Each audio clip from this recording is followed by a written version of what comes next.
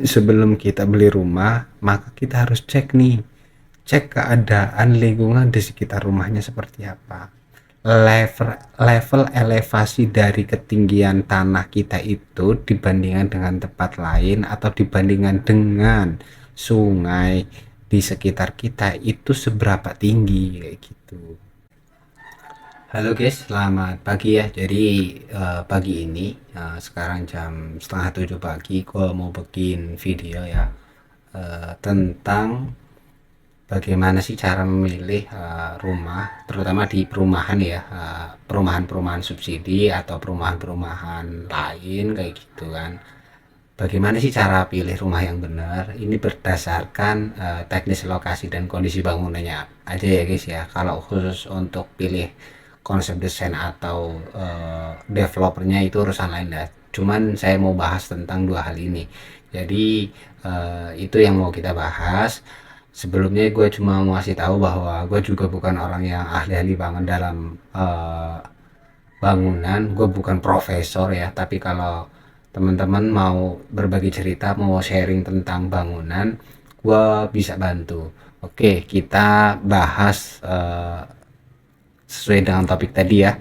Sebelum masuk ke topiknya, jangan lupa ya teman-teman buat subscribe, like, dan share ya video ini supaya saya ini bisa semangat bikin videonya, bisa berbagi cerita, bisa berbagi edukasi, bisa berbagi pengetahuan tentang rumah kecil, tentang rumah buat teman-teman semua lah. Oke, kita masuk ke topiknya ya. Jadi pertanyaannya adalah bagaimana sih cara pilih rumah berdasarkan kondisi lokasi atau bagaimana sih cara memilih rumah dengan kondisi bangunan itu seperti apa? Oke, pertama, jadi kalau misalnya teman-teman ini mau pilih lokasi rumah, yang pertama itu harus dekat dengan fasos-fasum. Fasos-fasum tuh apa sih sebenarnya? Itu pertama kayak contohnya fasilitas sosial kayak masjid, ya kan? Itu teman-teman pastikan tuh, teman-teman mau pilih rumah, ini bicara teknis di perumahan ya kayak gitu, atau di rumah yang lain juga boleh lah. Yang jelas teman-teman mau beli rumah atau mau bangun rumah, pertama fasosnya itu apa sih? Nah, misalnya kayak atau fasos-fasumnya contoh masjid. Rumah yang teman-teman pilih ini dekat dengan masjid atau enggak? Nah, yang kedua nih, rumah ini dekat dengan misalnya kayak fasilitas-fasilitas lain, halte bus atau terminal atau kayak pasar. Ini dekat enggak? Kalau misalnya dekat berarti poin pertama ini. Nih, poin pertama udah bagus, berarti punya value satu no. Nah, yang kedua, kita kalau punya rumah itu harus terjangkau dari tempat kerja atau sekolah, karena mau gimana pun juga kita punya rumah itu harus dekat dengan tempat kerja. Bayangin ya, kalau misalnya kayak kita kerja di Jabodetabek, rumah di Bekasi atau rumah di Bogor, terus kerjanya di Jakarta, bayangkan kita itu tua di jalan, dalam artian butuh waktu, butuh akses sekitar 2 sampai 3 jam untuk berangkat sampai ke tempat kerja. Bayangin lah, ini saya mau kasih tahu aja bahwa rumah ini penting banget yang harus ada di tempat kerja, karena kalau misalnya teman-teman jauh dari tempat kerja atau sekolah itu udah pasti sangat-sangat membuang waktu. Nah, terus poin yang ketiga adalah lokasi rumah ini harus aman dari kriminalitas ataupun dari kejahatan. Nah, kalau misalkan teman-teman ini menganggap hal remeh, contoh begini, kayak misalnya di kawasan perkotaan, kan sering tuh terjadi tawuran, terjadi apalah. Ini kalau misalkan rumah kita dekat apa ya, lingkungan-lingkungan yang dekat-dekat dengan kriminalitasnya tinggi, kejahatannya tinggi, maka akan membuat situasi rumah kita itu nggak aman kayak gitu loh. Bukan hanya rumahnya aja, kita sebagai penghuni rumah atau pemilik rumah atau owner rumah itu pasti kita akan merasa nggak aman juga. Jangan sampai misalnya terjadi penerokan, terjadi tawuran, itu apa? Merugikan rumah kita padahal kita nggak ikut tindakan-tindakan kriminal itu. Jadi ini poin yang penting ya. Bahkan jarang banget orang yang memperhatikan hal ini kayak gitu. Nah, ini ada satu hal penting lagi bahwa eh, aman dan bebas dalam artian tanda kutip begini. Ini rumah ini jauh dari kejahatan, contohnya misalnya kayak begal. Ini kan sering nih karena akhir-akhir ini banyak terjadi pembegalan. Nah, ini kalau bisa teman-teman nyari rumah yang aksesibilitasnya itu eh, bisa dikatakan aman kayak gitu loh, nggak ada kejadian-kejadian seperti pembegalan dan lain-lain. Misalnya teman-teman pulang malam, inti kondisinya itu masih aman, nggak ada begal dan lain, atau misalnya safety keamanannya itu ada juga. Nah, itu penting juga. Nah, oke, selanjutnya untuk yang poin keempat, waduh berisik banget itu ya. Ini oke, lanjut lagi ya. Poin keempat itu aman dari bencana. Itu satu, banjir atau longsor. Lah, ini kita mereview atau melihat dari kejadian akhir-akhir ini bahwa banjir, longsor di beberapa daerah di kota-kota besar, terutama di Jabodetabek ini terjadi bencana banjir terutama yang memang sangat-sangat tidak kita inginkan. Maka sebelum kita beli rumah, maka kita harus cek nih, cek keadaan lingkungan di sekitar rumahnya seperti apa. Level elevasi dari ketinggian tanah kita itu dibandingkan dengan tempat lain atau dibandingkan dengan sungai di sekitar kita itu seberapa tinggi kayak gitu. Nih jangan sampai nih kita melihat bahwa rumah kita yang mau beli itu lebih rendah atau bahkan paling rendah dengan rumah-rumah atau pemukiman lain, yang akhirnya apa, kawasan kita atau area rumah kita itu bukan lagi jadi rumah tinggal tapi jadi area pembuangan air ketika terjadi luapan air yang dengan debit yang terlalu tinggi. Nah, itu penting banget bahwa cara memilih lokasinya seperti apa. Seandainya misalnya nggak apa-apa kita dekat dengan apa ya, sungai, tapi elevasinya ketinggiannya dengan sungai itu berapa. Nah, kalau cuma sekitar 1 meter 2 meter ya ini sebenarnya sangat berbahaya, apalagi debit air yang terlalu tinggi bisa mengakibatkan banjir. Dan sama aja ketika teman-teman punya rumah di dekat sungai yang memang secara value itu bisa mengakibatkan banjir, maka value rumah itu akan berkurang. Nah, itu untuk poin nomor 4 ya. Ini yang jadi catatannya lagi. Oke, untuk poin 5 itu rumahnya itu harus strategis. Ini opsional ya buat teman-teman yang kepengen sekaligus buka bisnis. Jadi dalam artian teman-teman kalau mau pilih rumah itu rumah yang bisa dijadikan usaha, misalnya contoh buka warung, buka toko, dijadiin kantor kayak gitu.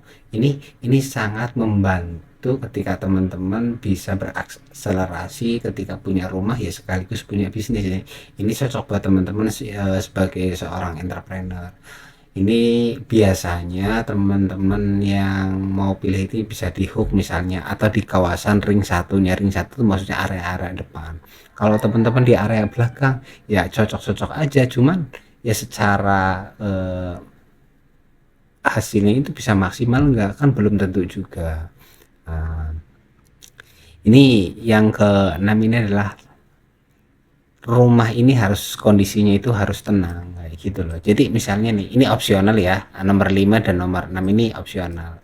Contoh kan ada orang nih yang kepengen punya rumah itu rame, guyub, rukun dengan tetangga dan segala macam atau gimana. Tapi di sisi lain ada kepengen orang tuh pengen punya rumah tuh tenang hawanya, iya semua orang kepengen punya rumah dengan perasaan tenang, tetapi dalam artian tuh tenang tuh kayak syahdu, kan ada tuh beberapa perumahan yang suasananya syahdu tenang kayak gitu, kayak kita tinggal di perumahan tapi serasa tinggal di desa. Nah, ini cocok banget ketika teman-teman ini bisa menikmati apa ya, bisa punya rumah itu buat kondisi tua lah. Ini cocok banget. Ini biasanya perumahan-perumahan yang ada di eh, daerah-daerah kota tapi sedikit pinggiran, biasanya di kawasan kaki-kaki gunung kayak gitu. Contoh misalnya daerah mana nih? Ya salah satu contohnya mungkin kayak di daerah Prokerto mungkin kayak gitu kan ada, tapi yang bukan di pusat kotanya ya, tapi yang di dekat-dekat gunungnya kayak gitu kan ada beberapa perumahan. Nah, di situ kan bisa menikmati hidup dengan tenang, bisa menikmati hidup di masa tuanya itu kayak gitu.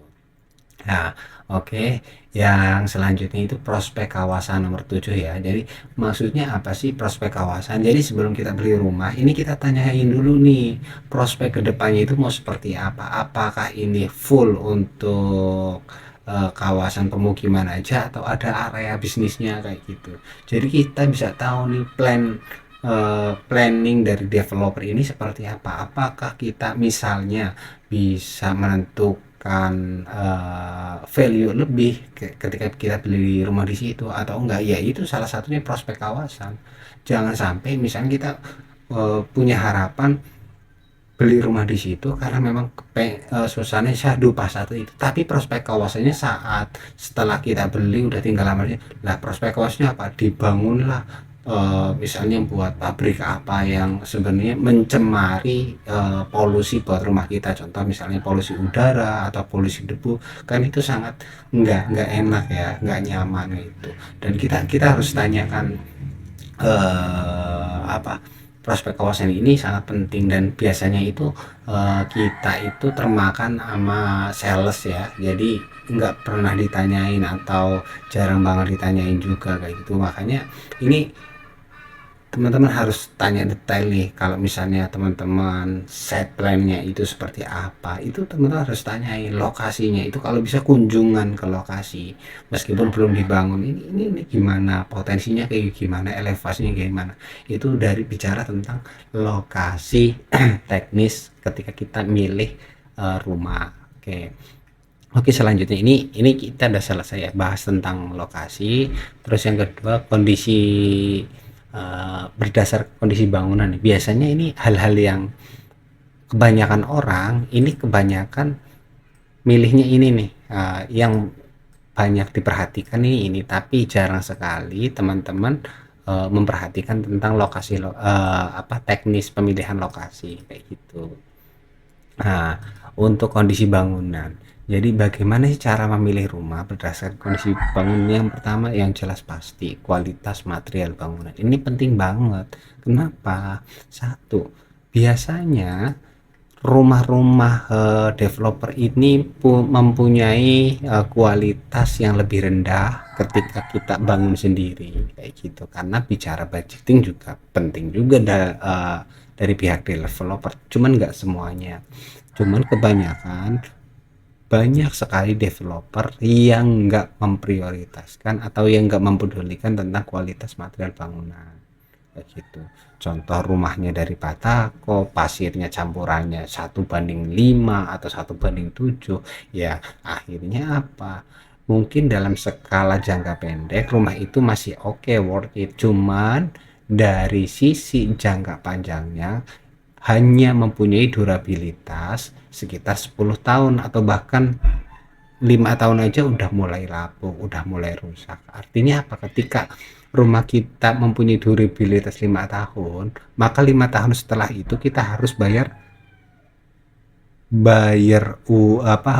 rumah lagi buat renov kayak gitu loh. Jadi ini sangat hal yang sangat riskan juga ya, ketika kita udah nyicil rumah tiba-tiba kita harus bangun rumah lagi dari nol padahal baru 5 tahun.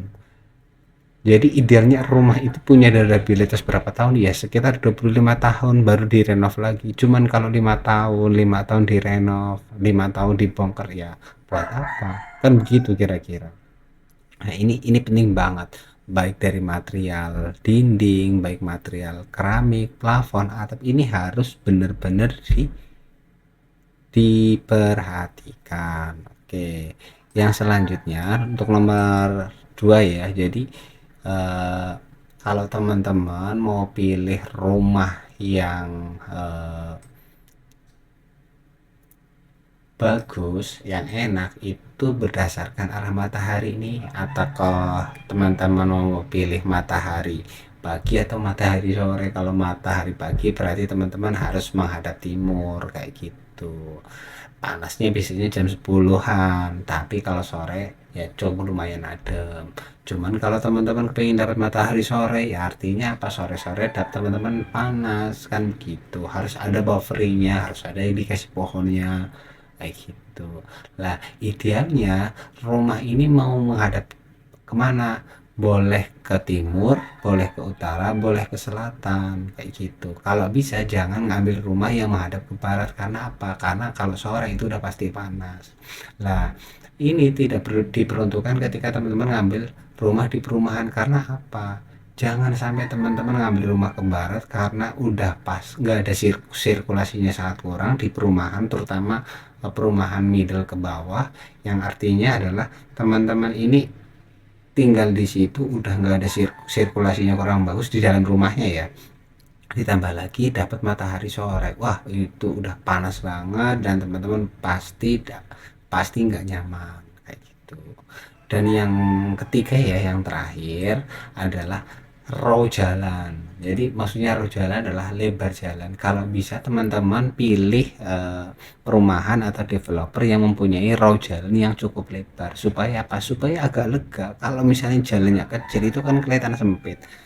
Lah itu yang mempengaruhi faktor-faktor kondisi bangunan juga kayak gitu. Meskipun kalau misalnya kita bicara tentang row jalan, lebar jalan itu punya budget sendiri, biasanya misalnya budget nambah 2 juta atau berapa ya, it's okay lah. Yang penting kan punya apa ya, punya eh, jalan yang cukup lebar dan lega, itu udah cukup hal yang bagus kayak gitu. Ya, jadi teman-teman mungkin apa itu adalah ada beberapa poin yang bicara tentang uh, bagaimana sih cara pilih rumah ya kan, berdasarkan lokasi atau kondisi bangunan. Nah, mungkin itu saja ya yang bisa saya share ya kan, mudah-mudahan jadi berkah buat teman-teman. Jangan lupa like, subscribe, dan share, mudah-mudahan bisa bermanfaat. Kalau teman-teman mau komen silahkan komen ya di bawahnya, di bawah ini, supaya teman-teman bisa berbagi cerita juga. Mungkin teman-teman ada yang punya cerita lain, mungkin bisa diceritakan ya di kolom komentar. Mungkin itu saja, terima kasih, bye bye.